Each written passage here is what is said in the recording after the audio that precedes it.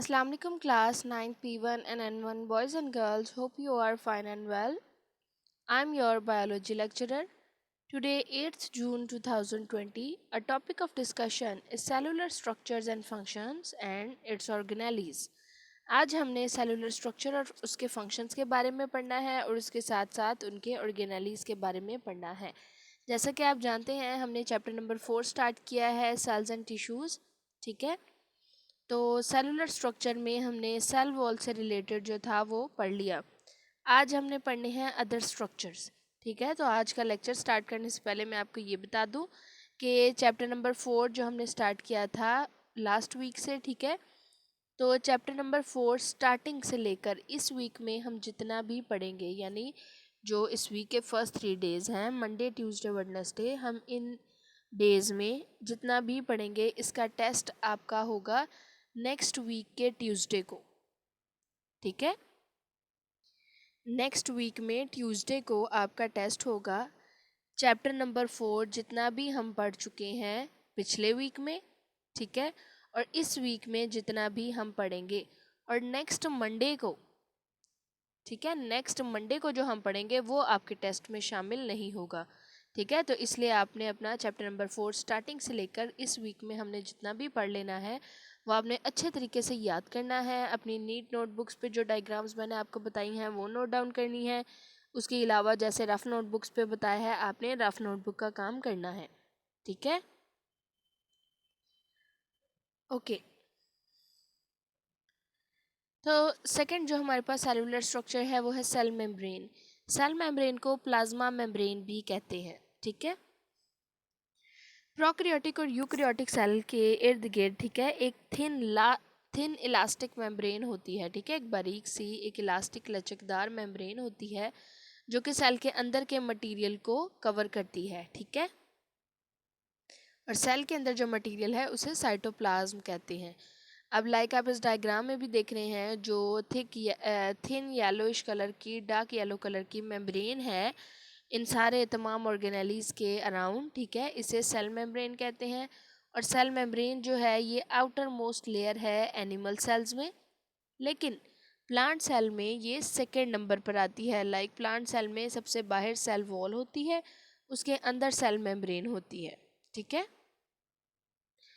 Cell membrane का एक important function है कि ये सेमी परमिएबल बैरियर है, यानी ये कुछ, इसका मतलब है सेमी परमिएबल बैरियर का कि ये कुछ मटेरियल्स को अलाउ करती है कि वो इसके अंदर से पास हो जाएं। ठीक है, इसके अंदर से गुजर के बाहर चले जाएं सेल से, या सेल के बाहर से अंदर एंटर हो जाएं। ठीक है,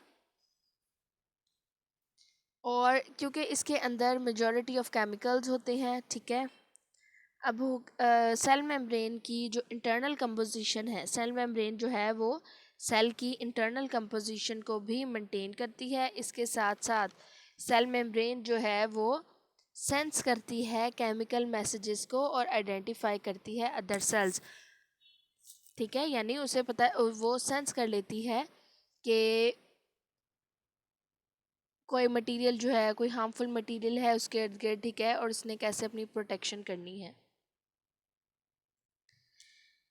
सेल मेम्ब्रेन जो है वो कंपोज्ड है प्रोटीन और लिपिड्स के साथ। ठीक है, यानी प्रोटीन और लिपिड से मिलकर बनी है, और कुछ इसमें क्वांटिटी जो है वो कार्बोहाइड्रेट की है, लेकिन बहुत स्मॉल क्वांटिटी है। ठीक है, इलेक्ट्रॉन माइक्रोस्कोप से जब एग्जामिनेशन की गई सेल मेम्ब्रेन की, सेल मेम्ब्रेन को एग्जामिन किया गया तो देखा इसका अंदर का जो स्ट्रक्चर है वो प्रोटीन और लिपिड से मिलकर बना है। ठीक है, तो इस स्ट्रक्चर को डिफ़ाइन करने के लिए एक मॉडल प्रपोज किया गया जिसका नाम है fluid mosaic model. Fluid mosaic model के मुताबिक लिपिड बायलेयर है सेल मेम्ब्रेन के अंदर। ठीक है, और लिपिड बायलेयर के दरमियान में प्रोटीन मॉलिक्यूल एम्बेडेड है। एम्बेडेड का मतलब धंसा हुआ होना। ठीक है, जैसा कि आप डायग्राम में भी देख रहे हैं कि लिपिड की 2 लेयर्स हैं। बाई मीन्स 2, ठीक है, लेयर मीन लेयर, 2 लेयर्स हैं लिपिड की, और इसके अंदर प्रोटीन का मॉलिक्यूल जो है वो एम्बेडेड है, यानी धंसा हुआ है। ठीक है, कुछ अमाउंट जो है वो कार्बोहाइड्रेट की भी इसमें होती हैं, कोलेस्ट्रॉल की भी होती हैं। ठीक है, और इस तरह ये एक कम्पैक्ट सा स्ट्रक्चर है जो कि सेल मेम्ब्रेन के अंदर प्रेजेंट है। नेक्स्ट हमारे पास जो सेल स्ट्रक्चर है वो है साइटोप्लाज्म। साइटोप्लाज्म एक सेमी विस्कस और सेमी ट्रांसपेरेंट सब्सटेंस है जो कि सेल मेम्ब्रेन और न्यूक्लियर इन्वेलप के दरमियान में प्रेजेंट होता है। ठीक है, तो प्लाज्मा मेम्ब्रेन और सेल मेम्ब्रेन एक ही चीज़ है। ठीक है, और सेमी सेमी का मतलब होता है यानी जिसमें इन बिटवीन सिचुएशन हो। ठीक है, और विस्कस का मतलब होता है गाढ़ा। ठीक है, यानी सेमी विस्कस और सेमी ट्रांसपेरेंट, ये कुछ कुछ नज़र भी आता है ये मटेरियल। ठीक है, तो इस तरह का मटेरियल जो सेल के अंदर प्रेजेंट होता है न्यूक्लियर इन्वेलप या न्यूक्लियर मेम्ब्रेन से लेकर सेल मेम्ब्रेन और प्लाज्मा मेम्ब्रेन तक, उस तमाम मटेरियल को कहते हैं साइटोप्लाज्म। न्यूक्लियर मेम्ब्रेन कहते हैं न्यूक्लियस के इर्द गिर्द की मेम्ब्रेन को। इसके अलावा इसके अंदर पानी की क्वांटिटी मौजूद है। ठीक है, ऑर्गेनिक मॉलिक्यूल्स हैं, protein, carbohydrate, lipid, inorganic salts. ठीक है,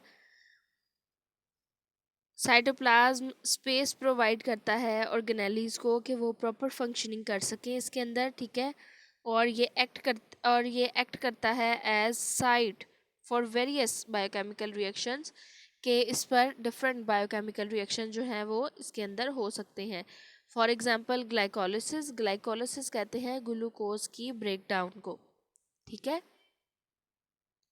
जैसे कि P1 क्लास आपने 7 चैप्टर पढ़ा हुआ है और 7 चैप्टर बायो एनर्जेटिक्स में आपने ग्लाइकोलिसिस के बारे में भी पढ़ा है और ये भी पढ़ा है कि ग्लाइकोलिसिस जो है उसकी साइट उस रिएक्शन की वो साइटोप्लाज्म है। ठीक है, यानी ग्लाइकोलिसिस का प्रोसेस जो है वो साइटोप्लाज्म के अंदर होता है।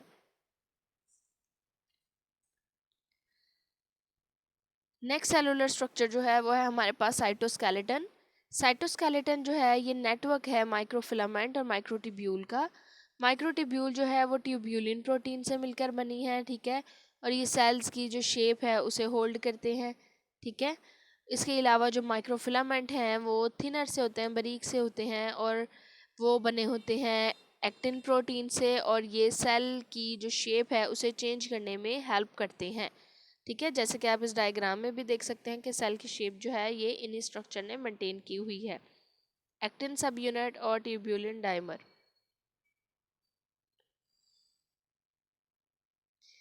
नेक्स्ट हमारे पास है सेल ऑर्गेनेलीज। जो सेल स्ट्रक्चर्स थे वो हमारे कंप्लीट हो चुके हैं। ठीक है, सेल ऑर्गेनेलीज है नेक्स्ट हमारे पास। सेल ऑर्गेनेलीज में जो ऑर्गेनेलीज हैं वो स्मॉल स्ट्रक्चर्स होते हैं जो कि सेल के अंदर प्रेजेंट होते हैं और बहुत ज़्यादा ये काम करते हैं सेल के अंदर। ठीक है, और दर्जनों के हिसाब से जो सेल ऑर्गेनेलीज है वो प्रेजेंट होते हैं यूकेरियोटिक सेल में। पहला सेल ऑर्गेनेली जो है वो है न्यूक्लियस। एक प्रोमिनेंट न्यूक्लियस जो है वो यूकेरियोटिक सेल में मौजूद होता है, जबकि प्रोकैरियोट सेल में प्रोमिनेंट न्यूक्लियस नहीं होता। ठीक है, और जितना भी न्यूक्लियर मटेरियल है वो तमाम साइटोप्लाज्म में सबमर्ज्ड होता है, बिखरा हुआ होता है। ठीक है, एनिमल सेल्स में जो लोकेशन है न्यूक्लियस की वो दरमियान में होती है। ठीक है, न्यूक्लियस दरमियान में प्रेजेंट होता है, जबकि प्लांट सेल में न्यूक्लियस जो है वो एक साइड पर होता है, क्योंकि प्लांट सेल में जो वैक्यूल है उसका साइज़ बड़ा होता है, लार्ज वैक्यूल प्रेजेंट होता है। जैसा कि आप अब इस डायग्राम में भी देख रहे हैं, जो न्यूक्लियस है वो दरमियान में होता है। ठीक है, न्यूक्लियस के इर्द गिर्द जो मेम्ब्रेन होती है, जो इन्वेलप होता है, उसको न्यूक्लियर इन्वेलप कहते हैं। ठीक है, और इसमें छोटे छोटे से पोर्स होते हैं, स्मॉल पोर्स होते हैं, जिन्हें न्यूक्लियर पोर्स कहते हैं, और ये भी एक्ट करते हैं as semi permeable. Nuclear envelope के अंदर न्यूक्लियर इन्वेलप के अंदर एक मटेरियल मौजूद है, जैसे कि सेल के अंदर जो मटेरियल होता है उसको साइटोप्लाज्म कहते हैं, इसी तरह न्यूक्लियस के अंदर जो मटेरियल है उसको न्यूक्लियोप्लाज्म कहते हैं।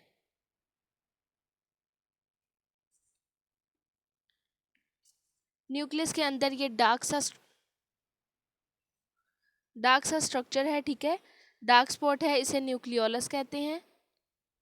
क्रोमोसोम्स जो हैं वो इसके अंदर प्रेजेंट होते हैं और वो विजिबल सिर्फ सेल डिवीजन के दौरान होते हैं।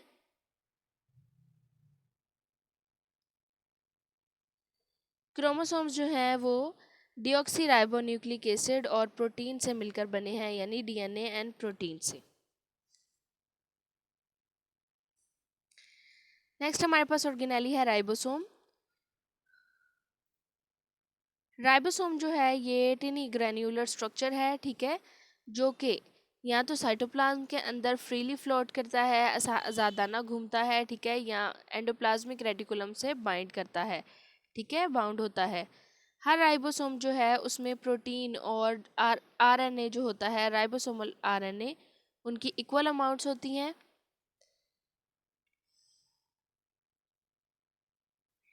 राइबोसोम्स जो है ये मेम्ब्रेन बाउंडेड नहीं होता, इसलिए ये प्रोकैरियोट और यूकैरियोट दोनों में प्रेजेंट होता है, लेकिन फ़र्क इतना है कि यूकैरियोट में राइबोसोम जो है उसका साइज़ लार्जर होता है, जबकि प्रोकैरियोट में राइबोसोम का साइज़ स्मॉल होता है।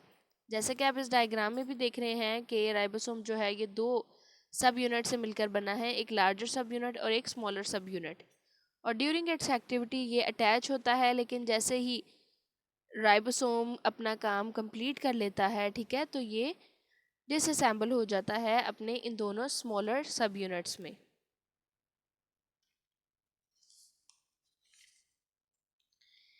Okay class, now take out your page 57।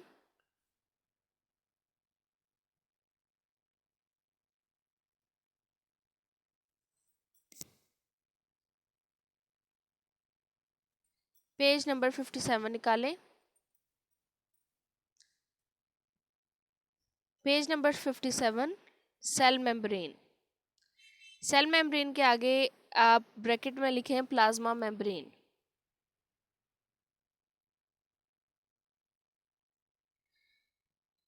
All prokaryotic and eukaryotic cell have a thin elastic cell membrane covering the cytoplasm। ये सेल मेम्ब्रेन की डेफिनेशन है। नेक्स्ट इसके फंक्शंस है, फंक्शंस की हेडिंग दें। Cell membrane functions as semi-permeable barrier, allowing a very few molecules across it while fencing its majority of chemical inside the cell. In this way, cell membrane maintain the internal composition of cell. In addition to its vital role, cell membrane can also sense chemical messages and identify the other cells। ठीक है, ये इसके functions हैं। इसके बाद heading दें composition की। Chemical analysis reveals that cell membrane is mainly composed of protein and lipids with small quantities of carbohydrates। इसके बाद हेडिंग दें fluid mosaic model. Fluid mosaic model.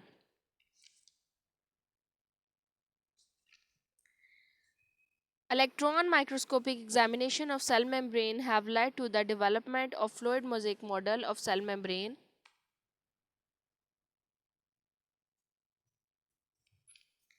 According to this model, there is a lipid bilayer in which protein molecules are embedded। The lipid bilayer gives fluidity and elasticity to membrane।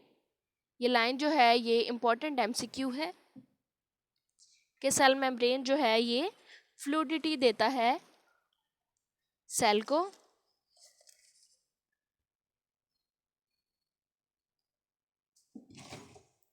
Small amount of carbohydrates are also found in the cell membrane। These are joined with protein or lipids of membrane। In eukaryotic cell, cholesterol is also present in lipid bilayer।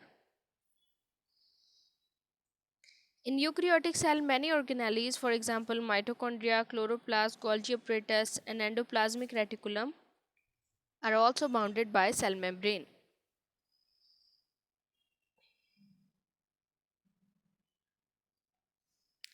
Next is cytoplasm। Cytoplasm is the semi-viscous and semi-transparent substance between plasma membrane and cell membrane। ये इसकी definition है। Next है composition। It contains water in which many organic molecules, protein, carbohydrate, lipid, and inorganic salts are completely or partially dissolved। Next है इसका function। Cytoplasm provides space for the proper functioning of organelles and also act as the site for various biochemical reactions. For example, glycolysis occurs in cytoplasm. Next है cytoskeleton. Cytoskeleton is a network of microfilament and microtubules. Microtubules are made of tubulin protein and are used by cells to hold their shape. They are also the major component of cilia and flagella. Microfilaments are thinner and are made up of protein. Microfilaments are thinner and are made up of proteins. They help cells to change their shape.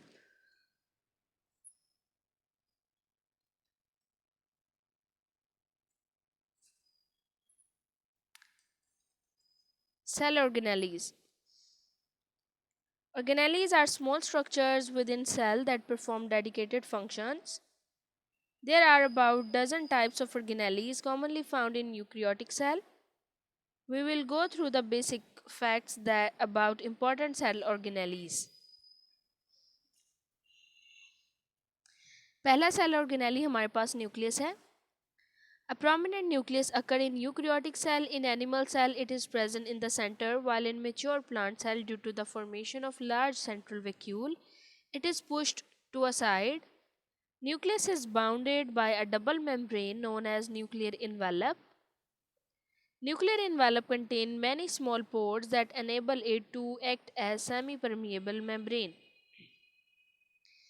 Inside nuclear envelope, a granular fluid that is nucleoplasm is present. Nucleoplasm contains one or two nucleoli and chromosomes. Nucleolus is a dark spot and it is the site where ribosomal RNA are formed and assembled as ribosomes. Chromosomes are visible only during cell division. ये एक important MCQ है कि chromosome जो हैं वो सिर्फ cell division के दौरान ही विजिबल होते हैं. While during interphase, non-dividing phase of cell, they are in the form of thread-like structures known as chromatin. Chromosomes are composed of deoxyribonucleic acid, DNA and protein. और इसके बाद प्रोकैरियोट में nucleus कैसे होता है? A prokaryotic cell do not contain prominent nucleus. Their chromosomes is made up of DNA only and is submerged in cytoplasm. Submerged का मतलब है बिखरे हुए होना, यानी ये साइटोप्लाज्म के अंदर बिखरे हुए होते हैं, इन्हें अलग से डिस्टिंग्विश नहीं कर सकते. नेक्स्ट है राइबोसोम.